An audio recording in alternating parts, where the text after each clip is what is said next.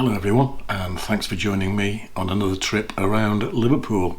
This is very local, and I'm only doing this introduction because I wanted to explain that the filming and stills were done over 3 different days in varying weather conditions. So if you're wondering how some of the images are taken on bright sunny days and other ones in cloudy weather, then that hopefully explains to you the reason for it.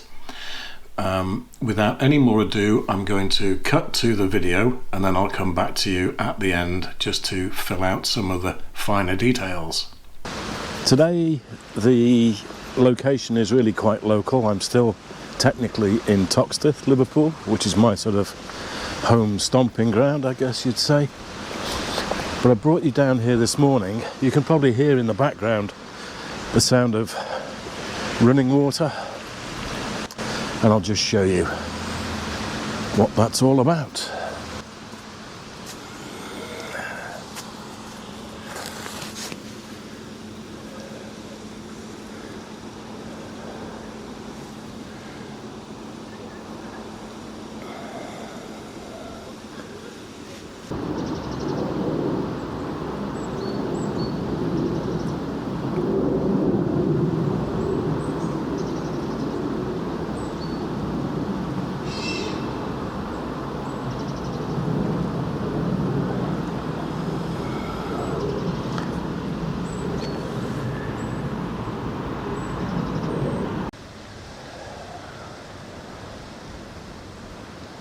So here we are. This is Herculaneum dock, which actually closed permanently in 1972 and was originally opened in 1866.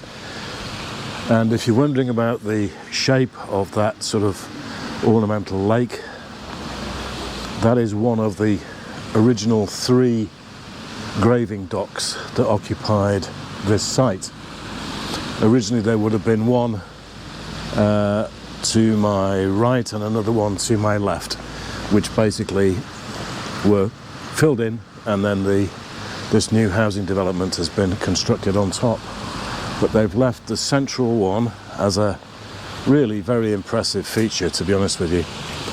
And I've just taken some shots of this lovely angle iron bracket up here. There are 2 of them.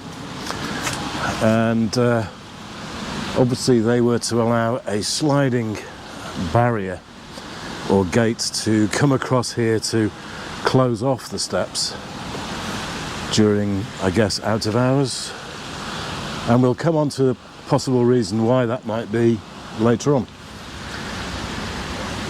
But for now, we'll move on.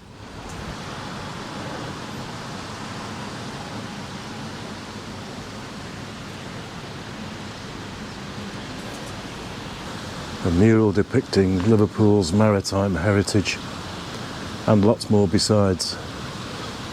Wartime experiences, Yozza from Boys from the Black Stuff, union workers, everything. It's all there.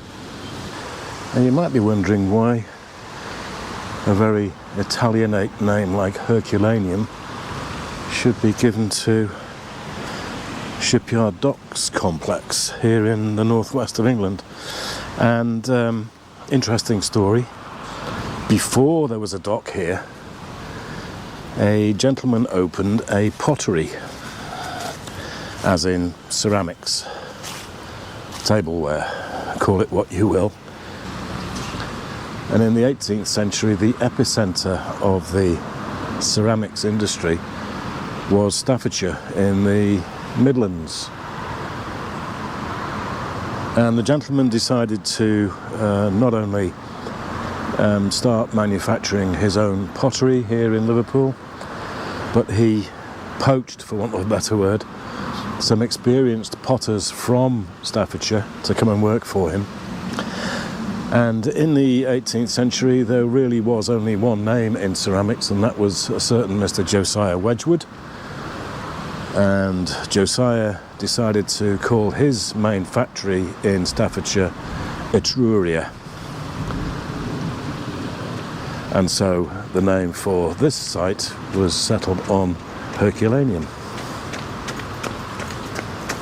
Now, Herculaneum pottery was only in existence for 50 or 60 years, I think, something like that, before the economics just became unworkable, really.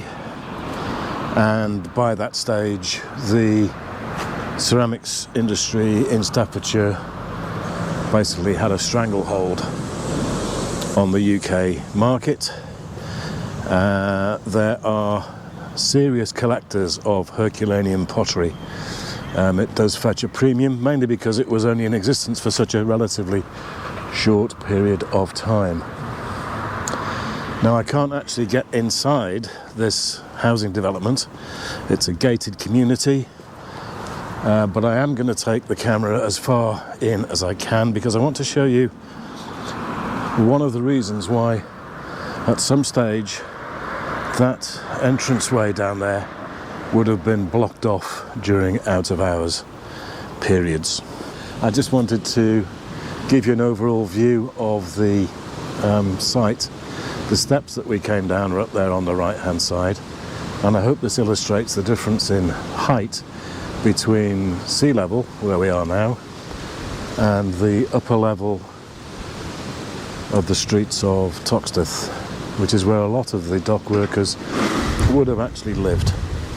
What I want to draw your attention to, in the distance you can see these what look like lock-up storage areas, and they are casemates, all of which were indeed very secure and put there for a particular purpose. Well, I've brought you round to the lee of what is in actual fact a very swish and swanky Chinese restaurant, built out here right onto the bank of the Mersey.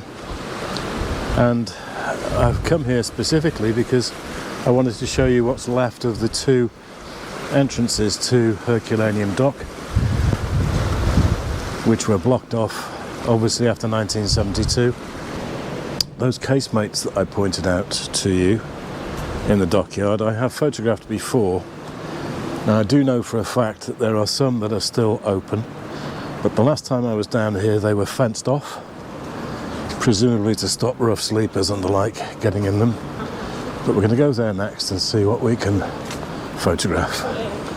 Well, now we've crossed the busy main road, which runs essentially from north to south right the way along through the old docks of Liverpool, and I've crossed that and come over now to the north end of Herculaneum Dock, and behind me you can see some of the casemates which are still fenced off for security purposes, and more interestingly above that you can probably see a tunnel which I'll tell you about now.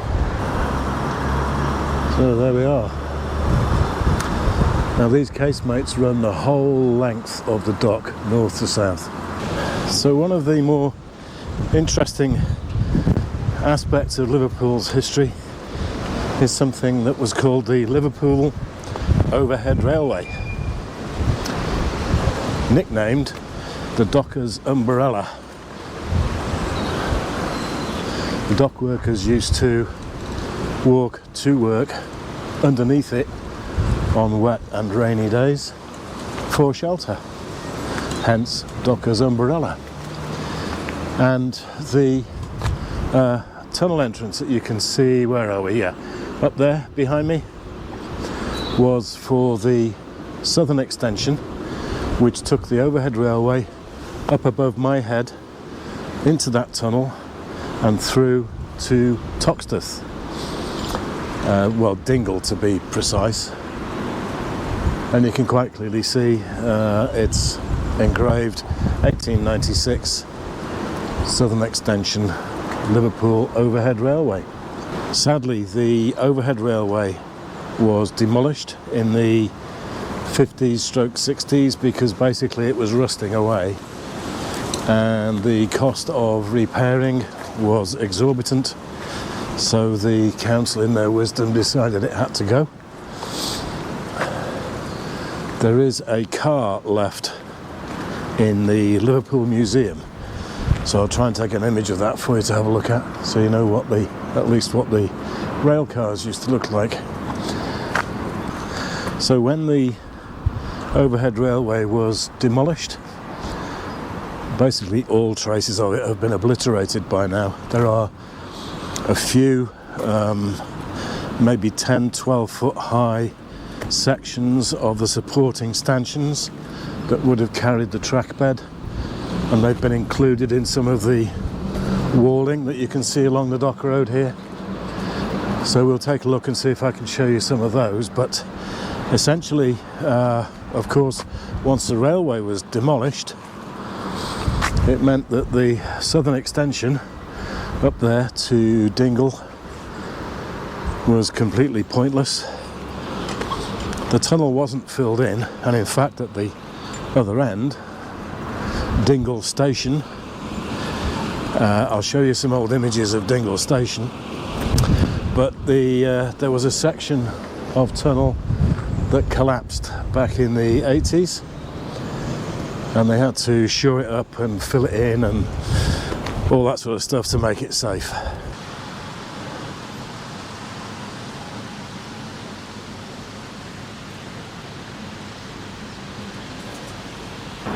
And we have some catkins out. Now, I have photographed these before on a sunnier day, together with the casemates, I have to say. So I'll probably splice in some images of the catkins that I took earlier. It's very grey, very blustery today. Well, there we are, a quick trip around Herculaneum Dock and the Liverpool Overhead Railway. As I mentioned in the video, there is very, very little left of the Liverpool Overhead Railway. The stills that you have seen of the rail car are within the Liverpool Museum down on the waterfront. If you're ever coming to Liverpool, trust me, it's a great place to go and see. The stanchions that I have photographed using the little Panasonic GF1, it's quite ironic because they are built into a very long section of brick wall up towards the north end of the city, and ironically they are completely invisible from the main road, so anybody driving past won't even have a clue that they are there. The visible signs of the stanchions are actually on the sort of service area side of the brick wall. You'll probably get an idea when I show you one of the stills, and I'd be surprised if very many of the residents and visitors to the high-rise flats that they surround actually realise what they're looking at. So it's quite nice to actually see them. They're not spectacular to look at, but it's interesting to know why they are there and what they used to do. Interestingly, when I was walking back towards town, I did realise that just outside the Liver buildings, the whole place has been re-landscaped, if you like, using modern benches and stonework, and they have very considerately embellished some of them with references to the overhead railway. So I've included a couple of stills. I think one is of the overhead railway's logo, crest I suppose in those days rather than the logo, together with a section of the map. And the railway as a whole was a real world beater. It was the first ever elevated electrically operated railway in the world. It was the first one to use automatic signalling, and when it was completed, it ran for a total distance of 6 miles from Dingle Station in the south right up to Seaforth and Litherland in the north. If it was still in existence, boy, that would be one great tourist attraction, but sadly it is no more. And of course, with all the modern development, it's now not going to be possible to recreate it in any way, shape or form, I don't think anyway. The interesting photograph that I've put in is of the railway crossing in front of the old White Star head office building down by the Goree, as it's called, in Liverpool. and I've superimposed that with a shot taken just the other day on the little GF1 with the 14mm pancake lens, and it's just to illustrate the way things have changed over the intervening 80-90 years, I guess it is now. I've also included a map which you have probably seen already, which I hope illustrates the sort of overall layout of where I was, starting with the steps in Herculaneum dock, coming down to the actual casemates. And I realised after I'd finished filming I didn't actually explain to you why those casemates were there around the Herculaneum dock, and it was because it was intended when it was first opened as a storage depot for flammable volatile products including petroleum, and that's why they needed very secure, in that case, casemates, and that also probably accounts for the reason why they had that sliding barrier to block off the steps during out of hours periods. I'm guessing, that is a guess, but I can't think of any other reason why they would put that there. So there we are, straightforward photography. A couple of the images that you've seen were taken on older equipment that I used to own, going back to the Canon 5D and the Fuji XH1, but the majority are taken very recently with my Olympus EM1, either with the 12-50mm lens or alternatively on the little Panasonic GF1 with the 14mm pancake. It's an absolute joy of a camera, that, by the way. So there we are. I hope you've got some enjoyment from watching that history lesson with a little bit of photography thrown in. I hope everybody is well and that you continue to enjoy your photography. I don't care what gear you have. The trick is to actually get it out of the bag and use it in whatever way you find most interesting. Until the next time, look after yourselves, and I'll see you very soon. Bye for now.